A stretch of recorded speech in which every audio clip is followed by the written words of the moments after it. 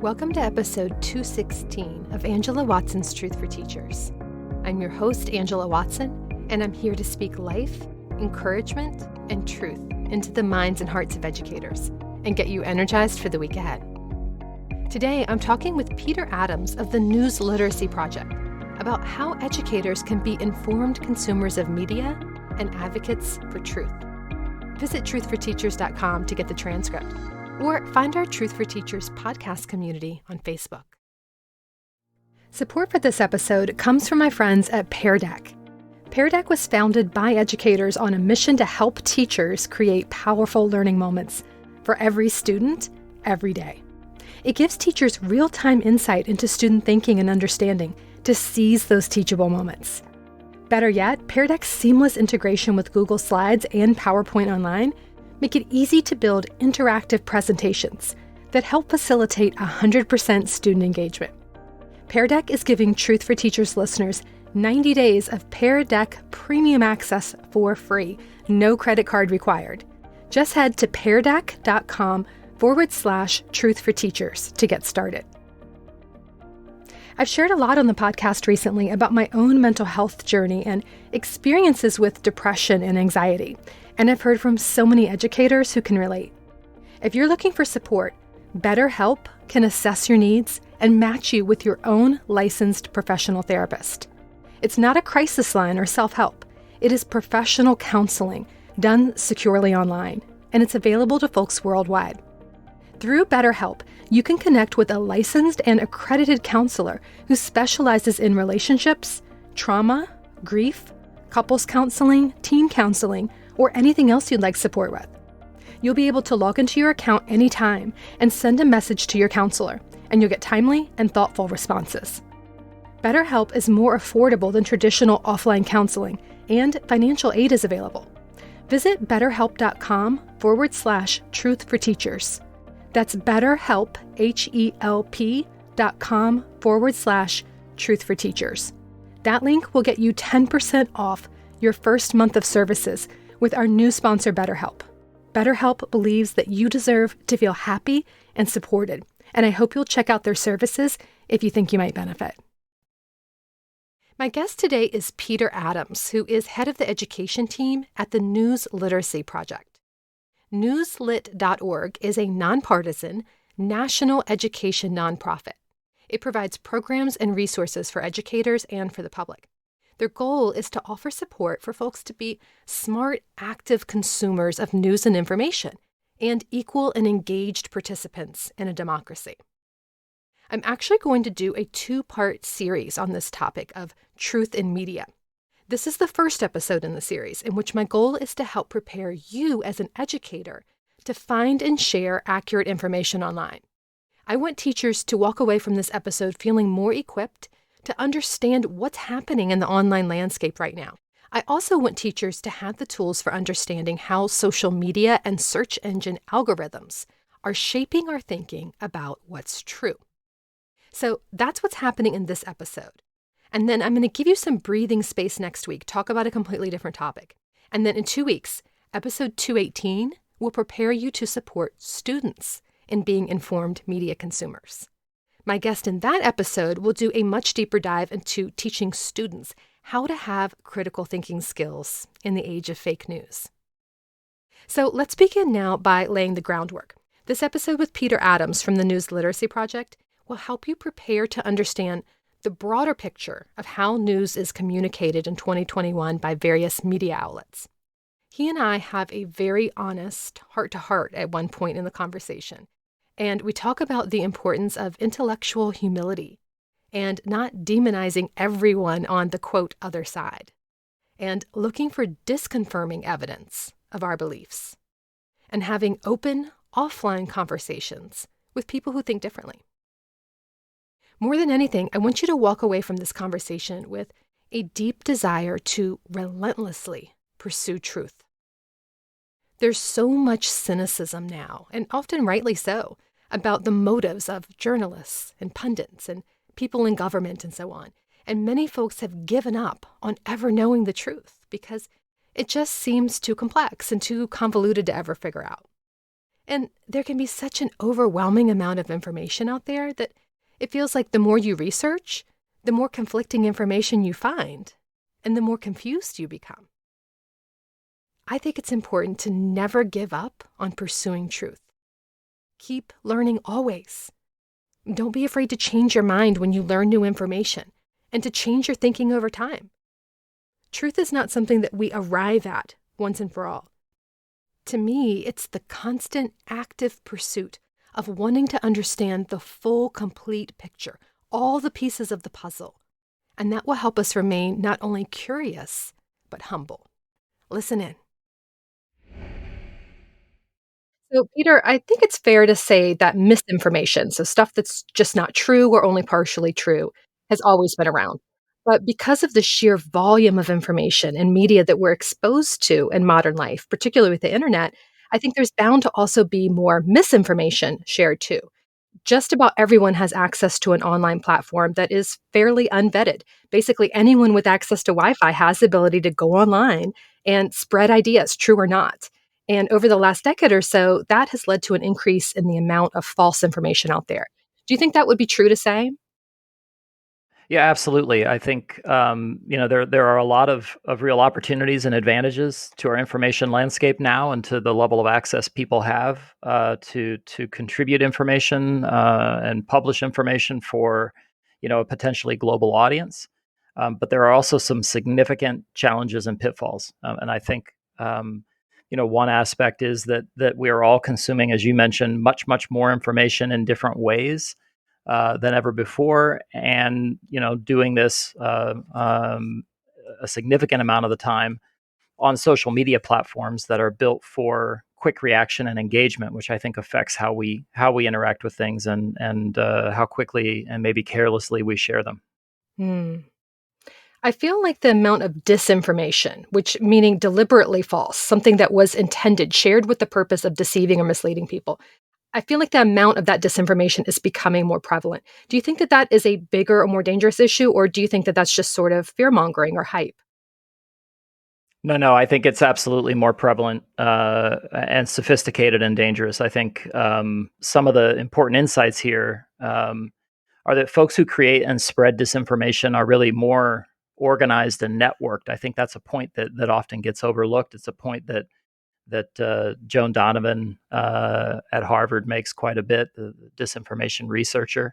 And so the internet isn't just great at helping people build, robust niche communities interested in cats or specific kinds of exercise or video games. It's also a powerful organizing tool for white supremacists and neo Nazis and other extremist groups who use those, and other bad actors who are intent on spreading disinformation. They've been really adept at using the internet to build community and influence, and also to try to mainstream their ideas, including hate, as just another quote idea that people should consider as they sort of move across the internet. I mean, the internet has had this democratizing influence, right? And I think people online kind of browse with that in mind, thinking, I'm in charge, I'm free to consider anything I want. And there are some really, bad, nefarious actors out there looking to exploit that, to say, well, I've got an idea for you to consider, right? And they may sort of baby step people into some really extreme views. In fact, that's what they call red pilling online, right? They try to slowly introduce people to these extreme ideas, and they also target specific communities that they think would be open to those ideas. So we've seen, you know, white supremacists target disaffected teens on video game, Discord servers, or anti-vaccination activists targeting people in wellness and natural health communities on Facebook. QAnon believers trying to sort of seed the narrative fragments of their belief system in groups concerned with child safety, or more recently, political extremists and white nationalists and neo Nazis trying to target conservatives that are leaving mainstream social media platforms for places like Parler, and then when they left Parler to Gab and other places, there was an audience. There were a group of people there waiting for them to target them. You mentioned these white nationalists and neo-Nazis who are specifically targeting conservative-leaning people and trying to pull them into dangerous beliefs. I know that your organization is nonpartisan, so I wonder what you would say to someone who is thinking, okay, yes, I see that's happening, but there's also bad actors on the left. There's also bias coming from the left. There are extremists, there's radicals, and they are equally dangerous. What would you say to that? I think there are obviously there's all kinds of radicalism and extremism. I think far right extremism right now poses a far greater problem. I would separate that from mainstream conservatism, Right. um, and not think of those things together. I think the great success of the QAnon belief system was that its adherents managed to get enough mainstream conservatives to embrace their ideas and iconography and slogans, partly out of just an enthusiasm for former President Trump, that they were able to sort of infuse the national conversation with this mass delusion. And I mean, you saw that Hmm. in physical form at the Capitol on January 6th. I think this begs for us to, as educators, to help students understand that the national conversation and our political conversation doesn't exist on some kind of pristine, static left-right spectrum, right? That people are actively trying to pull the national conversation right or pull the national conversation left. If they're activists or partisans, they're trying to get people to pay attention to a particular issue, often with noble intentions. And bad actors are also trying to do the same thing. And so it's very important for us, as a nation, to decide what are subjects of legitimate debate, what ideas are worthy of debate and worthy of conversation and consideration, what kinds of things can we have disagreements about, and what kinds of things are closed questions, what kinds of things fall outside of the bounds. And so what extremist groups try to do is drag the national conversation to the point where their ideas are no longer outside of consideration, but they become things that people consider. And so I think it's important we prepare students for that. I think second, I always really encourage folks to think about um, so-called objectivity or objectivity of process, um, as different than actually being neutral, right? So, Mm. and I think that's where a lot of news outlets have damaged their credibility and actually gotten into trouble when they cater to perceptions of partisanship, instead of being truly fair and accurate to the issues. And I think news outlets lately have done a better job of that, but certainly you don't want to remain neutral on a question like whether vaccines work or whether climate change is real and is being caused by human behavior. um, the objective view of climate change is that it is a dire threat to the planet and is being caused by human behavior, right? So I think disruptive or disconnecting this idea that neutrality and the absence of bias are the same thing, because I think in some cases being neutral is a kind of bias on questions where there is overwhelming evidence that something is true. It's interesting to think about something like climate change as objective fact, because I think and so many people have framed it as, well, that's subjective. Some people believe in it, some people don't.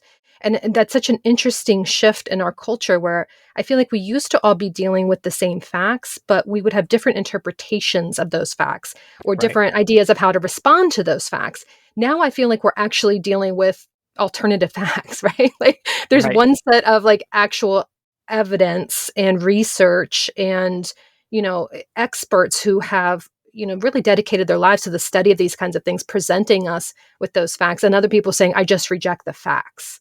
Right.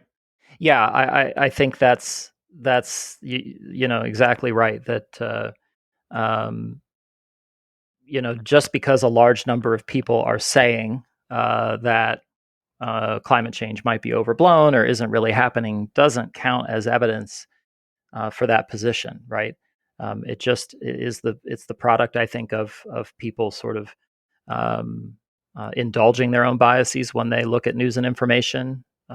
ensconcing themselves in partisan echo chambers, listening to pundits who assure them that an inaccurate view is actually um, well founded when it's not. So I think that's a huge issue.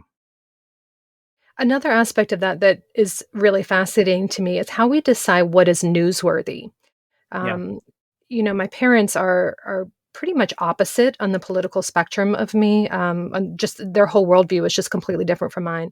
That's been a big challenge. I think a lot of people are dealing with that in their families. They have family members who feel and believe the opposite of them, or very very differently from them on a spectrum. And often when we try to have conversations, and we do try to have conversations from time to time, I'll say to my dad, like, what do you think about this? And he's like, what are you talking about? I have no idea. He's not heard anything about it. And in my immediate news Yeah. sources, it is a huge scandal. It's something like, like, how did you not know about this? And then he'll say, but what about this? And I'll be like, I'm not familiar. I haven't heard that. And it's very jarring to think that something that he's hearing about for, just constantly every single day. For example, Hunter Biden's laptop, right? Right. Is Right. something they're like, but the rest of the media is not covering it. Right. And it's that is I'm baffled by this. I don't know what to say about that. Yeah. Well, so I think that is a huge issue, and it reflects the polarization that we kind of touched on before. And again, I think this is not a problem exclusively on the right, but the right and the far right have evolved a more insular media ecosystem than the left and far left. But I think that kind of insularity, which I've experienced with family members as well, right? There's this huge story that a family member will tell me about. How do you not know about this? Because obviously, I look at a lot of news every day. But it's a very limited number of outlets that are trying to sort of push a story into the national consciousness. The Hunter Biden laptop story, if you really looked at it, fell apart pretty quickly, to the point where some of the folks who originally looked into it, at the Wall Street Journal, for example, and even at the New York Post, which was one of the only papers to really publish about it, standards-based, legitimate papers to publish about it, didn't want their byline on the reporting because they felt like it was not substantiated, that they didn't really have the story completely verified, and that there were lots of holes and a huge potential that this was a partisan hit job, that this was a contrived kind of attempted October surprise in the election. Can you talk about the difference between a conspiracy and a conspiracy theory, and what kinds of things we need to watch out for if we're trying to be smart consumers of information? Yes, I think first of all, having some humility in terms of our own vulnerabilities to conspiracy theories. I think people often look down on believers of conspiracy theories and think that they don't have any conspiratorial beliefs. And I would challenge that. Right? I mean, there are a lot of people who think that there was a cabal behind the JFK assassination, for example. So there are some very mainstream conspiratorial impulses that everybody, I think, is vulnerable to, and so they should, not think that they're sort of immune, first of all, and recognize that, and then second, um, to really recognize some of the key characteristics, as you point out. The conspiracy theories have plots that are really big and complex. They involve a large number of people or multiple organizations. And they also evolve and adapt. They're self-sealing. They explain away inconsistent details, and they sprawl to incorporate all kinds of other conspiratorial themes and tropes and entities. But real conspiracies generally involve a very limited number of entities or people, small groups of people who manage to keep things pretty much completely under wraps for a limited amount of time, right? And they have much simpler mechanics. So they're generally secret. They're not things that people are talking or speculating about. They're not things that produce theories, because no one knows about them until suddenly everybody knows about them because something gets leaked or something gets exposed, and then everyone knows.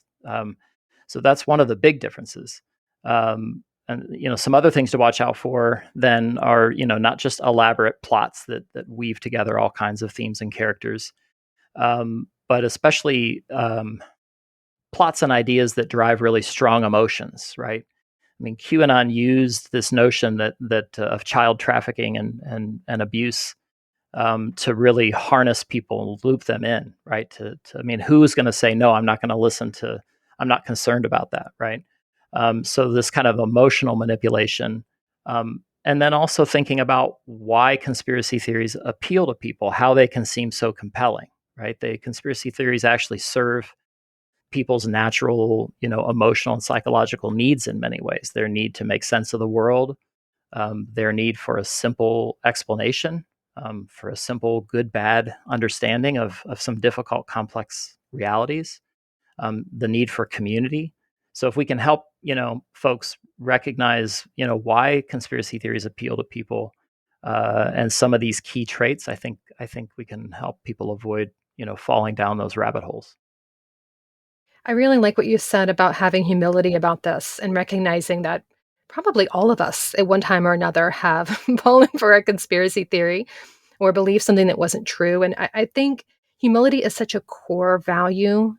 For me, it's something that I just think the world would be a much better place if we could all get much more comfortable with saying, I don't know everything. And there is a possibility that I could be wrong.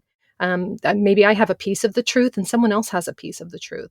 And when I think about, I just look back on my life and my own learning, I am a different person than I was 10 years ago. I believe different things now than I did Yeah. 10 years ago and 10 years before that. And I think that is the hallmark of, of being a good citizen is having enough of an open mind to be open to different information, to sit with the cognitive dissonance, to sit with the discomfort of hearing something that contradicts what you previously thought, considering it, weighing it, and just realizing none of us individually have a monopoly on truth. None of us know it all. And I think that kind of softened things a little bit too, because it's very easy to demonize the quote other side. These people are evil. I've heard the right say that about the left. The left has said that about the right. They're evil. They're going to destroy the country. Yep. And all that kind of rhetoric is just it. I fall into it. Certainly. I certainly fall into it because these are all, we care about our country. All of us care about our country. We just have very different visions of what it should look like and what the world should look like. And I think having that humility of remembering that like none of us have it all exactly right is very helpful for me personally and in navigating some of this stuff, and at least just not keeping the tension on this rolling boil all the time where we're ready to rage at each other. Yeah, completely. I agree. I think intellectual humility is extremely important, and it's reflected in I think one way we can make that real for students is to teach them to look for disconfirming evidence, right? To be aware of Mm. their own biases, to be aware of how they're feeling about something, especially to be aware when they strongly want something to be true, and to not only pause, but to look for disconfirming evidence, look for reasons why you could be wrong in your perception, and to re-examine, things that they're sure about, their views on climate change, for example. We talked about being overwhelmingly supported by the science. The view that climate change is happening and that it's a real threat. But to continually revisit that issue and to approach it with humility and make sure that you understand the science and that you understand the research that's been done lately, and really try to understand folks who disagree with you, is an important step, right? And to not demonize folks, and to, as you mentioned, flatten people into caricatures of people who don't get it, who aren't trying, or who have evil intentions. I think that's extremely harmful. Yes, and getting, having those one-on-one conversations for me is really important. And I've gone through phases where I feel like I can't, like I can't. Mhm. After the 2016 election was a really hard time, for Mhm. example. But I find that like, when my parents and I'll just go back to that conversation because I don't think they would have any problem with me talking about this. They know we have different perspectives, and Mhm. it's fascinating to love a person who feels so differently than you and believes so differently than you. And I know that my parents see me as someone really very smart, and they respect the way that I think. and I respect a lot of the things that they think. We have a lot of things in common, and we have lots Mhm. of ways that we can spend time together. And remembering that seems to be so important to not, because then you think, well, the quote other side can't all be terrible people, right? Because there's these people that I love. And I remember, I wish I could think of her name, but I was listening to a journalist who was covering the troubles, as they call it, in Ireland and Northern Ireland, and the Mhm. conflict over there for so many years. And she was saying, that tension still exists, and a lot of what they've had to do is just change the subject. To remember that we're all humans, and we're continually talking and thinking about the things that we disagree on, even though those are very serious things.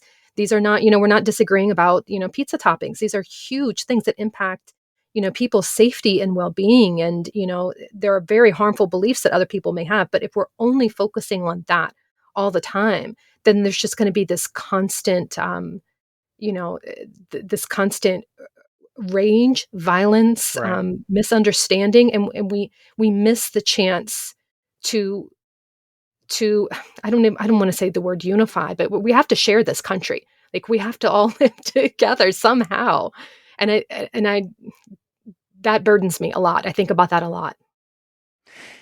Yes, I think I think also that online culture and communication dynamics play a role there as well. Right? People say and do Mhm. things online they would never say and do in person, Yes. and that has caused a kind of escalating rhetoric and a flattening kind of caricaturizing of people who disagree with you. And I think it's also easy because we live in such a time that's focused on kind of a left-right partisanship that people are more complex than that, right? People have even the a staunch conservative has views that are more conservative on some issues and more progressive on others, and they might have some inconsistencies about some things. There are points where their views depart from what people might consider to be an orthodox conservative, and the same thing with liberals, right? That some people are more liberal on some issues than others, and that's easy to forget online, especially with quick comments and people trying to score insults and give their hot takes. And so sitting down, you're right. There's no replacement for sitting down and actually talking to people. And I think it's a great reminder that people need to do that. hmm And I do want to clarify for anyone listening, if you're a person of color or you're part of a marginalized group, I'm not saying that you have a responsibility to sit down and talk to or educate people who are harming you. I'm speaking from my own position here, and that's why I'm choosing to use a specific example of me and my parents, Right. because I know that everyone's situation is different. But I can say, in my personal situation, what I have decided to do is not engage with that kind of stuff online. I have unfollowed years ago. I unfollowed people who were posting stuff that just like made me want to just like rage on them in the comments. Yeah. And what I will do from time to time is I will look at their page, and then I'll have a conversation the next time that we see them, or I'll have a phone call. Sometimes I will, call them up and be like, "Hey, I saw this thing and I just wanted to talk to you about it because I was a little concerned because it looked like, maybe you were saying this, and I wanted to give you a chance to just share a little bit more about what you were thinking," and have that conversation offline, because especially when you're doing it publicly, there's an audience, and you don't know who these other people are. I mean, people, especially like I think about it on Facebook, you're friends with all kinds of like random people. Someone might be someone they went to high school with, and this one's a neighbor. Like, I don't know these folks, and I Right. don't know, like, it's just not productive for me to engage there. But I have not given up on having those conversations offline, and I feel like a lot of times it's more effective.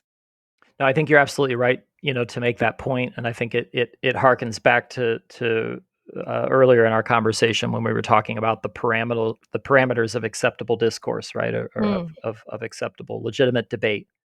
The idea, the white supremacist ideas or hateful ideologies, questioning people's humanity is falls well outside the bounds of acceptable debate, right? And that's something that we need to draw those parameters starkly. We need to draw those boundaries pretty starkly, and not cannot allow the setting of those parameters to become itself to become the subject of debate um, or rather, a partisan exercise. I mean, people say if you draw the line here at this acceptable debate, you're being partisan, and that's a ploy I think that extremists use to try to make sure that that they can get their views considered by the mainstream national conversation, and it's a really dangerous dynamic that we're seeing play out now, right? That boundary needs to be redrawn right now.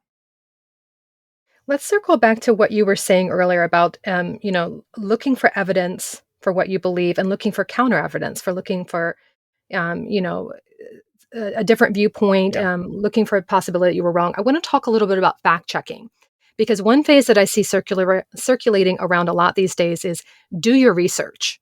And I see people use that phrase about like really horrible things. Hmm. Like I see conspiracy theorists use that, like just do your research and it will be, you'll uncover the truth. And there's an implication there that like, you shouldn't believe everything you hear or everything you read, but you should work to uncover the truth for yourself. And that sounds great. But when you're pointing people toward other conspiracy theorists as reference points for research, it can be so dangerous because, and I think often people who think do your research, they just watch like one YouTube video or they spend 2 minutes on Google. So when we talk about like do the research, find the truth for yourself, examine different points, what would you suggest to people who want to do their own research in a way that is actually grounded in truth and real evidence? Yeah, that's a great question and a great problem to highlight. I think, and this has become so common. It's itself a joke on the internet, right? Do your own do your own research. Um, I think what a lot of people, the mistake people make, is a failure to differentiate between different kinds of information and the quality of information that they're looking at, right? So, um, too often when people say, you know, do your own research and they're embracing a conspiracy theory and or um, you know an inaccurate or dangerous view.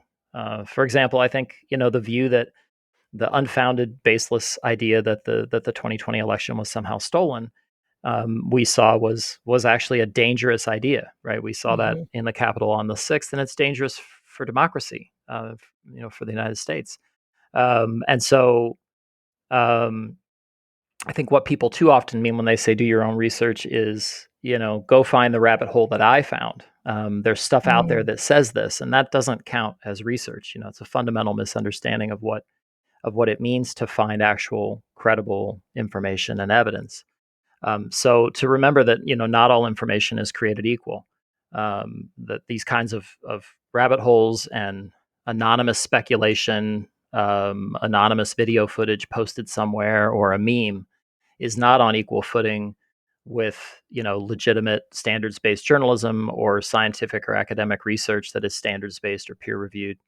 And so people need to really, look for actual strong evidence, and to really overcome, I think, a lot of the cynicism that's out there Mm. about institutions. I think a lot of the disinformation about COVID and coronavirus has taken hold because people are cynical about pharmaceutical companies, for example. Sometimes there are seeds of truth there, right? And especially in some communities that have experienced um, um, uh, been disserved by particular institutions more than others. But at other times, people are just being recklessly cynical about the government, about quote unquote the media, and I think we need to kind of move past that and past this idea that all institutions are always engaging in some kind of tactical, agenda-driven, behavior that is designed to manipulate us in some way. I think that opens people up to this kind of rabbit hole research that we talked about earlier. Yeah, I agree. And I think what it does is it causes people to give up on pursuing truth. Like so many times I hear people say things, well, I guess we'll never really know the truth.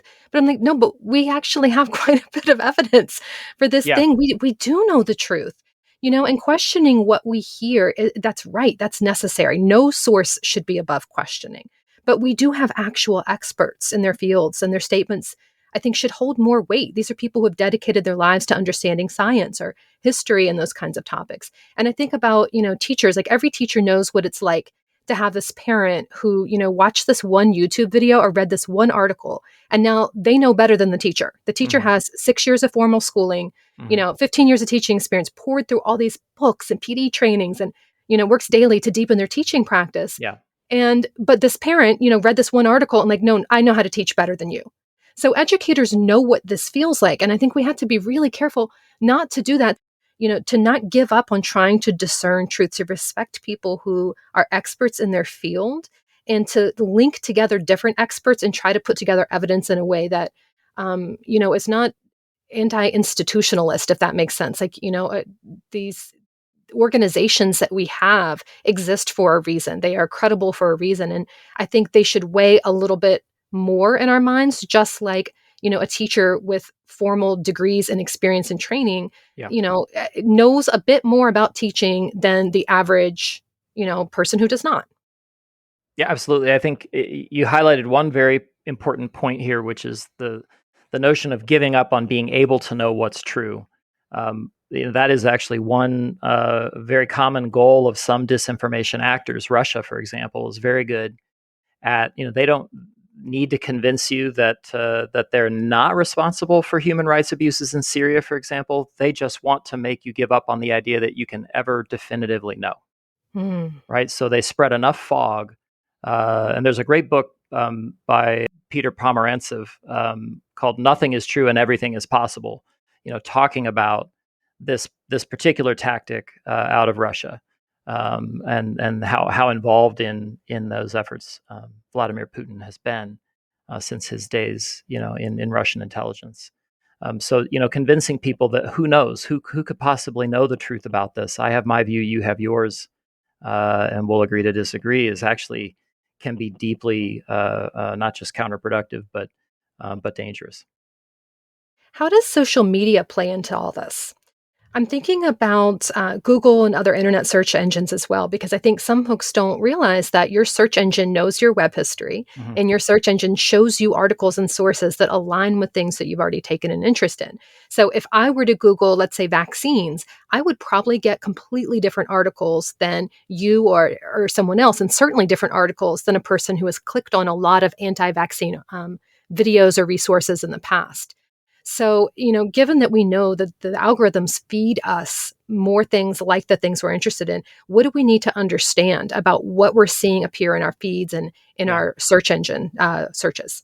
Yeah, it's super important. I think educators have long known and tried to help students understand that algorithms, aren't always great measures of credibility, or aren't always great at determining that, so that the top result for a given search isn't necessarily the most credible, and even the top page, the first page of results often.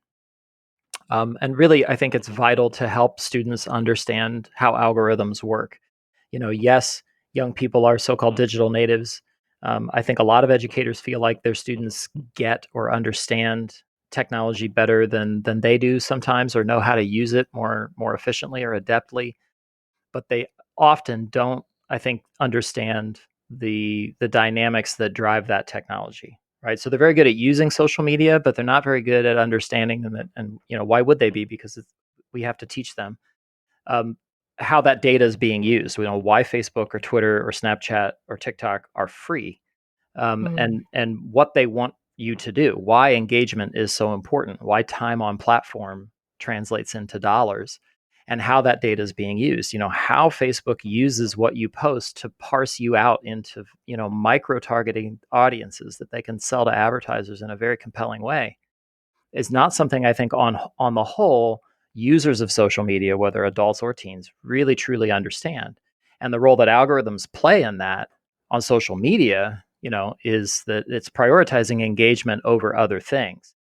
A number of platforms have been called to account for this, over the last several years, especially YouTube algorithms, for example, suggesting the next video. People have, I mean, I think everyone listening has fallen down a YouTube rabbit hole, right? Where they just keep letting the algorithm serve them something awesome that keeps them watching, right? And everybody has their own thing, and the algorithm learns what keeps you on platform. Algorithms learn, when you watch an entire video, it learns from videos you watch over and over again. It learns from things that you start to watch and quickly stop, right? And so its goal in keeping you on platform can be great and entertaining, and YouTube gets to serve more and more ads. That's the point. But it can also go very wrong, right? So if you start watching a video about, oh, you know, airlines, and you get suggested a video about pollution, and then you get suggested a video from a conspiracy community about chemtrails. And if you watch that, you might get suggested other conspiratorial videos and very quickly go down a rabbit hole. People have also documented algorithms sort of driving people into more and more radical or polarized views. So that polarization we talked about earlier is in part driven by this, right? That algorithms are serving us information in ways that often, lead us to be more extreme, hold more extreme views, or hold more polarized views than we otherwise might. And finally, I think people also really need to understand the way that mobile technology is being used.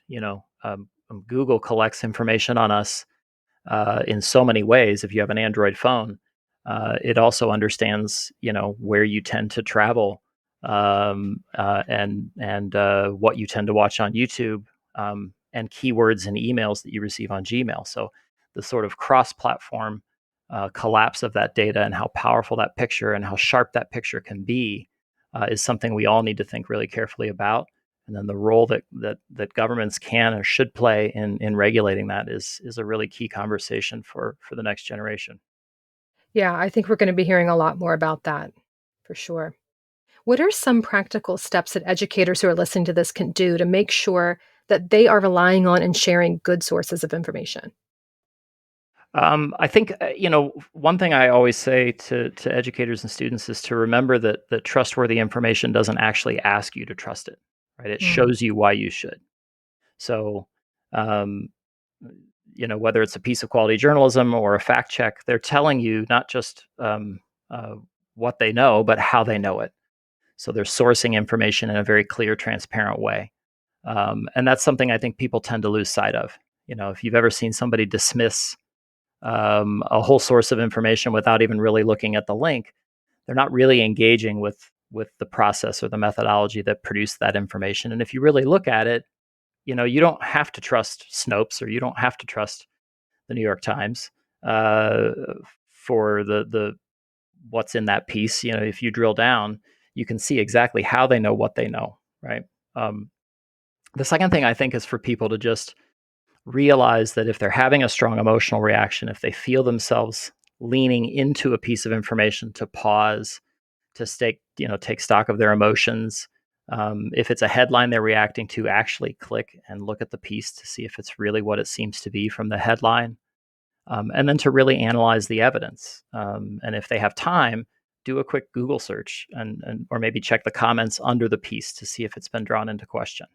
Well, Peter, obviously this conversation just scratches the surface and things are always changing in the news cycle. So, one action step that I would like to give to everyone listening is to sign up for the free newsletter that you co write. It's called The Sift. And I think it's a really valuable tool for educators. Can you tell us a little bit about what kind of resources people can expect from The Sift? Yeah, sure. So we write my colleagues and I write the SIFT and put it out every Monday, and it's kind of a rundown of what happened the week before that you can use in the classroom the following week to teach news literacy. So it is a distillation of the most news literacy relevant pieces of news and information that were published the previous week, and also we do a viral rumor rundown every week of about 4 or 5 viral rumors that circulated the week before.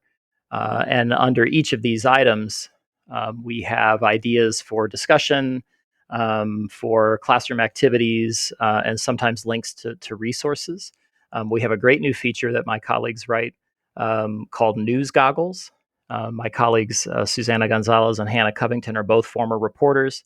And so they'll take some reporting. Sometimes it's a coverage comparison. Sometimes it's a deep dive on one particular piece of journalism, and annotate it and really break it down with classroom ready slides for teachers to use. And we also do some classroom ready kind of fact checking or digital verification slides in the viral rumor rundown. So if teachers want to get this free weekly newsletter, where should they go? They should go to our homepage, newslit.org, and then just click on the For Educators tab. They can read archives there and also sign up for the SIFT. And I would be remiss if I didn't point out we also have a great e-learning platform that's entirely no cost. We're a nonpartisan education nonprofit called the Checkology Virtual Classroom. That lives at checkology.org.